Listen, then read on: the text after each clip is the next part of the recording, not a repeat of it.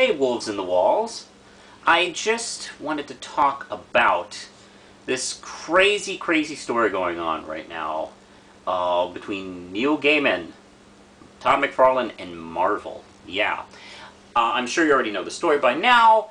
After years of going back and forth in courts over who owns what, specifically Angela, Neil Gaiman won this battle last year, sometime in 2012. And lo and behold, we're seeing the fruit come up from that. I'm still kind of like amazed by it. Neil Gaiman sold, or at least licensed, I'm not sure of the legalese, but he basically sold Angela to Marvel Comics, which is Todd McFarlane's old stomping ground. The one that he kind of like had kind of not the best breakup with. He didn't burn the bridge, but he did kind of vandalize it quite a bit. So the fact that after years of really nasty court battle for quite a long time, I mean,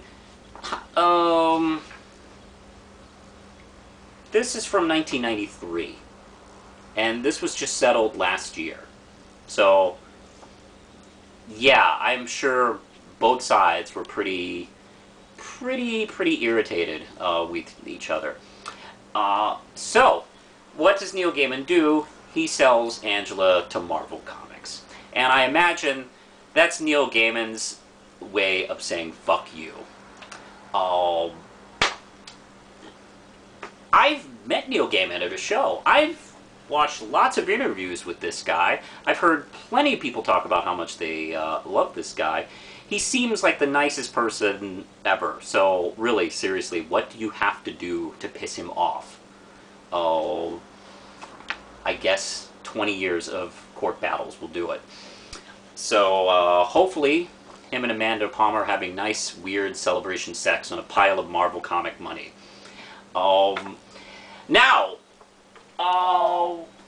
what is going on? Well, of course, the things we've heard is Angela is going to appear in Guardians of the Galaxy #5, and in the last issue of Shiny Comic, Age of Ultron.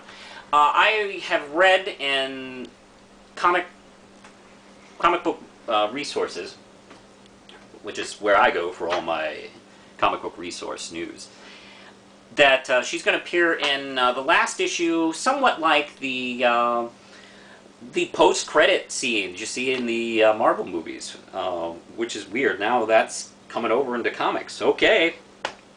So I don't know what that means. Is the story going to be over and then Angela shows up? It'd be super neat if she's the one who kind of like solves the big Ultron problem, because it looks pretty bad. An Angel would probably be a welcomed addition to to the situation. Now, I am curious, like, what are we going to do? Now, Angela's design is going to definitely have to somewhat be altered. First off, it's 20 years later, so you know some of the kind of design characteristics are going to have to be different. I mean, first off, obviously the thing that needs to go first is her Spawn logo earrings. My guess is she'll probably maybe have a little more clothing. This is Neil Gaiman after all, and this is the new current Marvel, so I imagine she'll probably have a little more clothes here. She'll probably keep the boots. I know she's got to keep the staff. That's her thing. The staff will have ribbons. And I'm also curious if she's going to lose the Spawn makeup on her face, which, you know, she's, of course, the antithesis of Spawn, so she's going to have the reverse color of Spawn. Although, you know, to be honest, the Spawn eyes were kind of like a mimic of the Spider-Man thing, so, yeah, anyway, it's a long story. Everything influences everything, for God's sakes. So I don't know if she'll get to keep that. That'd be neat, because that's kind of her mask, and I don't know, I really like that feature. I'm definitely thinking she'll keep the big wings on her head, and then, of course, her long, beautiful, flowing Todd McFarlane, Mary Jane Watson hair. Now, what is she going to be doing? Because her gig was killing the Hellspawn from the Image universe. Now, Neil Gaiman didn't do that well in the court, so he can't obviously have the rights to the Spawn franchise. So, my instinct is telling me that the concept and her supporting characters that she had is going to be pretty much the same. These are going to be angels working in a very corporate, cold type of environment in the middle of New York City. That won't change. They had a building in New York City. That building will still stand. And let's see, do we have that image here?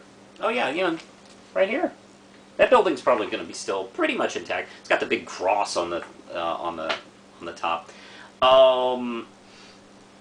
I suppose they'll be hunting out. You know, Marvel does have just demons, so that's probably, you know, the most obvious thing she can hunt. Or to make things more complicated, maybe ghost riders. I've heard that mentioned a lot, that maybe she might be kind of connected to the Ghost Rider universe. Or, man, you know, vampires, or just anything. Marvel has tons of hellish demon things running around. I don't know, maybe she'll make everyone remember that Spider-Man and Mary Jane were married. That might be a nice little gift to the Marvel Universe. I don't know what she's going to do, but definitely there's plenty of stuff for her to play around to replace the Spawn thing. To be honest, that almost is not as important when you think about it. I mean, as long as her character is intact, what she hunts is really not the big issue. I mean, they could easily fill in whatever is needed. And Marvel has plenty of that. So, yeah, I'm pretty actually excited. And this isn't one last point I want to make about this. For years, there's been this kind of topic mentioned every so often, like, you know, Marvel. What does Marvel have that's equivalent to a DC kind of character, and vice versa? But specifically, you know, the question is, who is Marvel's Wonder Woman? And, you know, names have been bandied about for years. You know, Invisible Woman, Storm, Rogue, She-Hulk. Recently, Captain Marvel. Although, to be honest, I think Captain Marvel is more of a Green Lantern type character, really. With a little bit of Wonder Woman mixed in. But you know what? It just dawned on me when this news story broke. Marvel just bought their own Wonder Woman from Neil Gaiman, of all people. Because, you know, they're from... She's this warrior from this, you know, ancient race, come to, you know, America to, you know, fight evil. Yeah, this could very well be that. I don't know if they'll go in that direction. That'd be neat. But yeah, she could be definitely a major player if this all goes well. So, you know how things can go. Well, I think that's just a few thoughts I had. My name is Justin Cristelli, The Real Manos, and this has been brought to you by my own comic, Red Knight. Issue 6 is out, as well as the other books from Primal Paper Comics. The links are below, where you can order them in print and digital download for just 99 cents. Maybe someday I'll be able to sell them to Marvel. Push the button, Lindsay.